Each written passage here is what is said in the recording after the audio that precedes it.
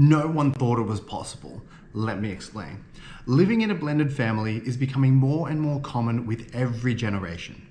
Kylie, myself, and our exes never planned for it and never expected it, but here we are. One of the toughest things I've had to deal with after my divorce is the ongoing power struggle. My mental fortitude has been tested week in, week off for years and years, being told when, where, and how I could see my daughter. Bloody debilitating at times.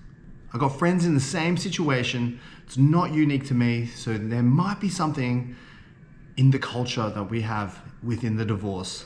I've felt hopeless and helpless at times, absolutely decimating my mental health. From what I can tell, people in my position have this one thing in common. Besides the love of our children, it is the continual fear for seeing our children. This year, I made a conscious decision to be a great dad. Yes, I love being a dad already, and I do dad-like things, but I decided to create standards and values around what makes a great dad. It forced me to address my current habits and stack them up against what I believe it means to be a great dad. Play, teaching, connection, and being present. Yes, emotionally and mentally available, plus the activities, spending time, not just watching TV, not just on devices, not just being in the same room, but actual attentiveness. This distinction has allowed me to do some really cool things. I've had great conversations with my kids, the ones that live with me and the ones that don't. It's allowed me to improve in a space that I never knew possible. And I'm the kind of person that really wants to be at the school activities, wants to be intimately involved in the different extracurricular activities as well. But here's something else that I find important as being a divorced dad. I'd like to have a cohesive co-parenting system. That way, the stresses of decisions don't feed into the child. More than anything else, I really want to be an active participant in both morning and evening routines. As you know, I'm a chef, which means we often work nights, making that evening routine kind of difficult to be part of. But I've got to set the bar high so that I can improve in time and hit those markers. So far, I have managed to shape my career around these ideas, but I've never truly hit the level of great. So as I said, I'm taking a look at my habits and seeing where I do stack up and where I need to improve. As I start delving deep into my weekly activities, I'm kind of torn. Beautiful mornings with my girls, we do the morning routine, reading, writing, tennis, swimming. It's so amazing. But then there's nights at work. And possibly I convinced myself intrinsically that going to work was a way to create money, which is also necessary for having a family. I convinced myself that that practice was acceptable. As a result, I miss the family dinner when I do work nights. Big no-no for me. I miss tucking them in before they go to sleep, and I miss falling asleep hand in hand with my partner. These things matter so much more to me than work.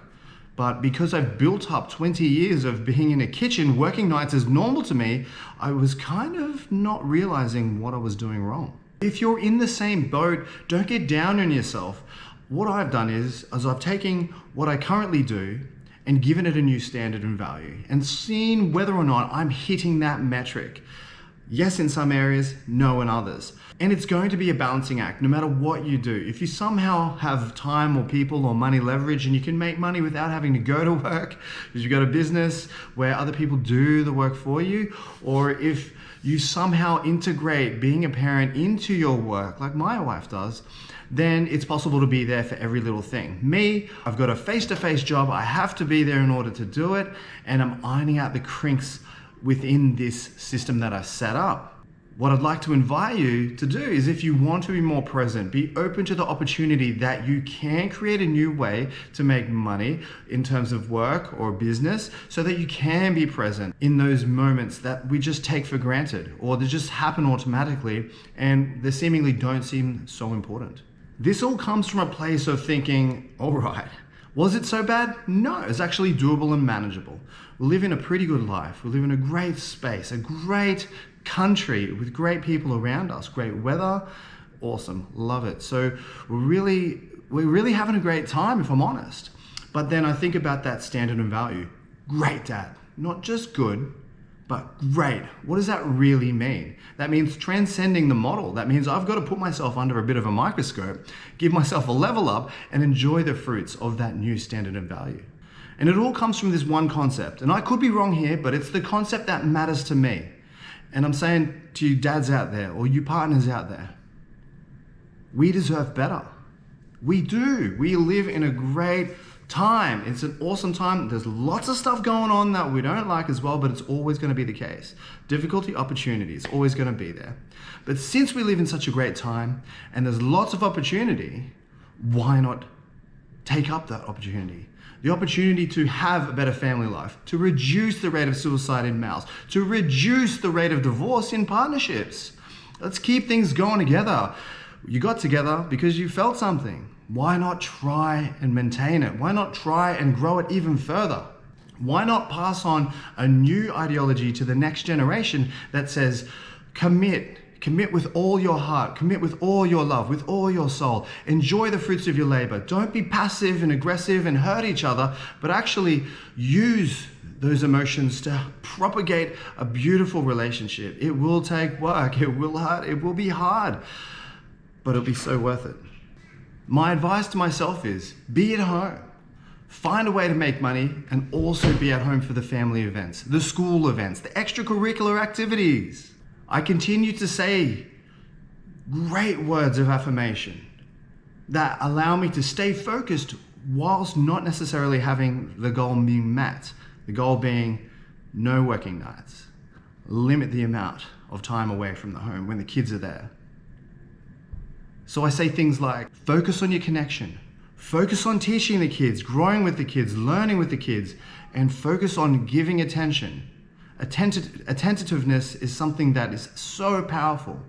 Those are really important to me, and there are so many more, and they're going to be different for everyone, so I'll let you decide the ones that are important to you. When I enforce these standards, I found two amazing things. Number one, I feel in harmony with my actions. I feel like I'm doing the right thing. I feel like things are working. And number two, the dynamics that controlled me previously, they lose their power. I'm no longer passive. I'm no longer at the whim of the things that were holding me back because I've made the decision to be a great dad. Now, you can be great at anything. It's up to you. You can use this system for anything that you want.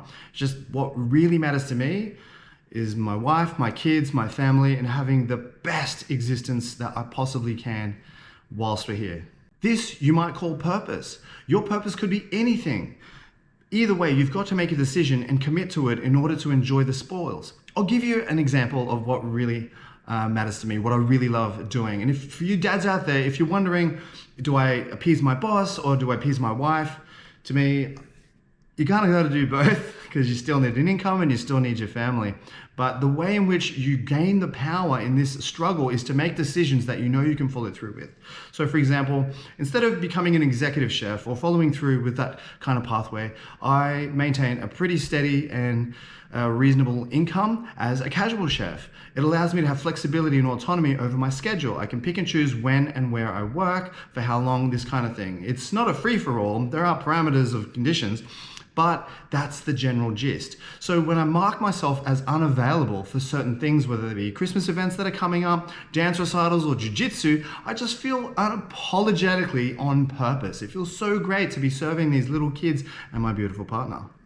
Now, this is the big one, but I want to highlight it because, like my friends, they're going through tough times, not necessarily getting to see their kids as much as possible, and it's just an absolute ball ache trying to talk to the ex. So when I do talk to my ex, she held lots of power over me. She tried to silence me whenever I would speak up. Yes, I wasn't the most easy to get on with in those tough times, but because I've taken a refreshed point of view, it's actually, I do no harm, firstly. I listen despite the negative feedback that could be coming my way, regardless of whether it's warranted or not, and it actually has no power over my mental health. The only thing that I'm thinking of is like, look, you're doing the right thing and protecting your daughter's heart.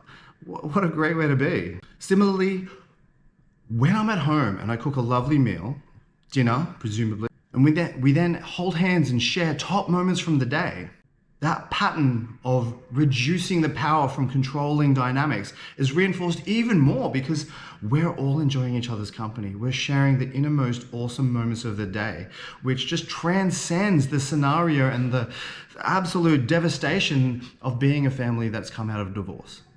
And when I look into these children's eyes, some of them are mine, some aren't. We're having a beautiful time together. We've transcended the hurt.